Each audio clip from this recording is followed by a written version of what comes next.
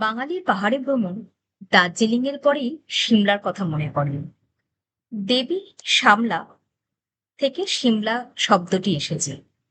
দেবী সামলা কালেরই একটা রূপ। সিমলা হিমাচল প্রদেশে লোকেটেড, আর আমরা কুইন অফ হিলসও বলে থাকি। গুড মর্নিং সবাইকে। আমরা ট্রাভেল টয় ব্লগ আবার একটা নতুন জায়গা নিয়ে চলে এসেছে। এবারে আমাদের ডেস্টিনেশন সিমলা মানালি। নামটা শুনেই একটা উত্তেজনা আসছে। আর এবারে আমাদের সঙ্গে যাচ্ছে আমাদের মা, বাবা আর বোনও যাচ্ছে। ওরা আলাদা করে উবের নিয়ে এয়ারপোর্টে যাবে, আমরাও তাই যাচ্ছি। আপনারা ট্রেন, ফ্লাইট দুটো করেই যেতে পারেন। আমরা যাচ্ছি ফ্লাইটে চণ্ডীগড় এয়ারপোর্ট হয়ে। তাহলে চলুন যাত্রা শুরু করি। আজ সকাল সকাল আমরা বেরিয়ে পড়েছি কলকাতা এয়ারপোর্টের উদ্দেশ্যে। চলে এলাম কলকাতা এয়ারপোর্ট। এবার দেখি ওরা কোথায় আছে।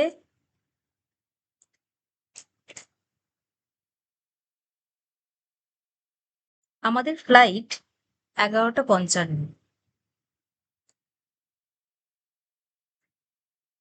মনে হচ্ছে ওদের দেখতে পেয়ে গেছি। চলো এবার ছোট্ট করে একটুখানি এতদিনকার একটা প্ল্যান এক্সিকিউশন হচ্ছে। আমরা খুবই আনন্দিত। একটা ছোট্ট করে ফটোশুট করে নিই। অনেক দিনের প্ল্যান এটা, যে একসঙ্গে আমরা সিমলা মানালি দেখব। আমরা ওয়েট করছি ফ্লাইটের জন্য। আমরা চণ্ডীগড় এয়ারপোর্টে পৌঁছে গেলাম। 4 নম্বর র্যাম্পে ব্যাগ আছে, ওখান থেকে কালেক্ট করতে হবে। সুন্দর এয়ারপোর্ট, ছোট ও গুছানো। ফ্লাইট চারি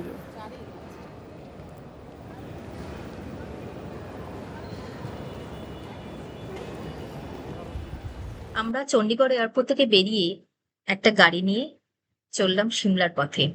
রাস্তায় আমরা একটা ধাবায় একটু পাঞ্জাবি খাওয়া দাওয়া করে নিয়েছিলাম। মক্কি কি রুটি আর সরসোं का साग কথায় তো আছেই, সেটাই একটু খেয়ে নিলাম। আর সারাদিন তো লাঞ্চ হয়নি।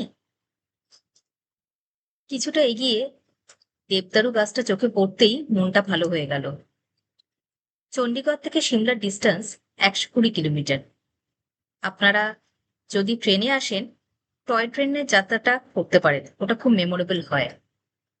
আমাদের মোটামুটি পৌঁছাতে পৌঁছাতে সন্ধে হয়ে যাবে। মোটামুটি ডিস্টেন্স তো 4 ঘন্টা। গুড মর্নিং সবাইকে। কাল আমাদের পৌঁছাতে অনেক রাত হয়ে গেছিল, তাই আর দেখাতে পারিনি।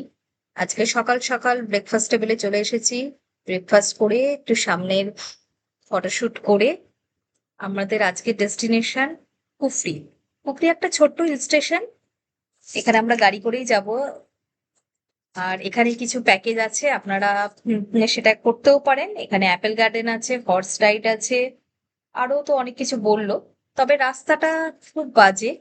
আপনারা বয়স্ক লোকদের নিয়ে গেলে হর্স রাইড করবেন না, গাড়ি নিয়ে নেবেন। আমরাও তাই করেছি, গাড়ি নিয়ে যা। এখানে একটা নতুন এক্সপিরিয়েন্স করলাম, জিপ লাইনিং। এটা আমাদের টিকিটের মধ্যে ইনক্লুড ছিল। আপনারাও চাইলে করতে পারেন। আরো অনেক অ্যাডভেঞ্চার স্পোর্টস আছে। তবে অ্যাপেল গার্ডেনটা খুব একটা মন কাড়লো না, 2-3টে অ্যাপেল গাছ ছিল, কিন্তু অ্যাপেল খেতে ভুলবেন না, খুব মিষ্টি। এবারে আমরা চললাম জাকু টেম্পেলের উদ্দেশ্যে। এখানে 108 ফুট উঁচু হনুমানের মূর্তি আছে। এটা কিন্তু গিনিস ওয়ার্ল্ড বুক রেকর্ডে টলেস্ট স্ট্যাচু অফ হনুমান। কথিত আছে, পৌরাণিক কথা অনুযায়ী কথিত আছে যে যখন লক্ষ্মণের তীর লেগেছিল, তখন রাম হনুমানকেই দায়িত্ব দিয়েছিলেন সঞ্জীবনী গাছ আনতে। আর সেই গাছ আনতে হনুমান যখন হিমালয় যাচ্ছিলেন, তখন ওনার সাথে ঋষি জাপুর দেখা হয়েছিল। ঋষি জাপুই ওনাকে সঞ্জীবিনী গাছ সম্পর্কে আলোকিত করেছিলেন। আর প্রতিশ্রুতি দিয়েছিলেন হনুমান যে উনি যখন লঙ্কায় ফিরবেন, তখন ওনার সাথে দেখা করবেন। কিন্তু ফেরার সময় কালনেমির রাক্ষসের সঙ্গে যুদ্ধের জন্য হনুমানের অনেকটা সময় অতিবাহিত হয়ে যায়, তাই তিনি উনি আর দেখা করতে পারেননি। কিন্তু ঋষি জাকু যখন সাক্ষাৎ ওনাকে জিজ্ঞেস করেছিলেন তার না দেখা করার কারণ, তৎক্ষণাৎ এই পাহাড়ের ওপরেই হনুমানজির এই মূর্তিটা তৈরি হয়েছিল। তারপরেই ঋষি জাপু এখানে ভগবানের মন্দিরটা তৈরি করেন। এখানে এখনো হনুমানের পায়ের ছাপ আছে, আর আশেপাশের সব বাঁদররাও হনুমানের খুব ভক্ত। তোমরা এখানে এলেই প্রচুর বাঁদর দেখতে পারবে। আমরা এখানে অনেকটা সময় অতিবাহিত করলাম, খুব ভালো লাগছিল। এখানে প্রায় সন্ধে হয়ে গেছিল, তাই ফেরার সময় আমরা হেঁটেই নামলাম।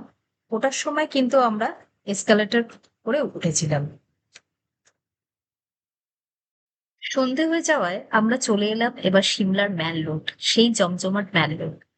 এখানে চার্চটা চট করে দেখে নিলাম, তারপরে ঘুরলাম সিমলার ম্যাল রোডে। প্রচুর সোয়েটার পাওয়া যাচ্ছে, প্রচুর দোকান, অনেক কম দামে কিন্তু ভালো ভালো সোয়েটার পাওয়া যাচ্ছিল। সুন্দর করে ঘুরলাম, মোমো খেলাম, মিষ্টিও খেলাম, রসগোল্লা। একটা জায়গায় বেশ রসগোল্লা পাওয়া যাচ্ছিল, আমরা সবাই মিলে মিষ্টি রসগোল্লা খেলাম। তবে ম্যাল রোডটায় গেলে অনেকটা উঁচুতে উঠতে হচ্ছে, ওটা মা বাবার জন্য একটু কষ্টকর ছিল, কিন্তু টুকটুক করে তাও ওনারা বেশ ঘুরে নিল। বেশ ভালো লাগলো। আমাদের সিমলার ঘুরে বেড়ানো আজকেই শেষ, কাল আমরা যাব মানালির পথে। কেমন লাগলো তোমাদের ভিডিওটা জানিও, আর সাবস্ক্রাইব করতে ভুলো না।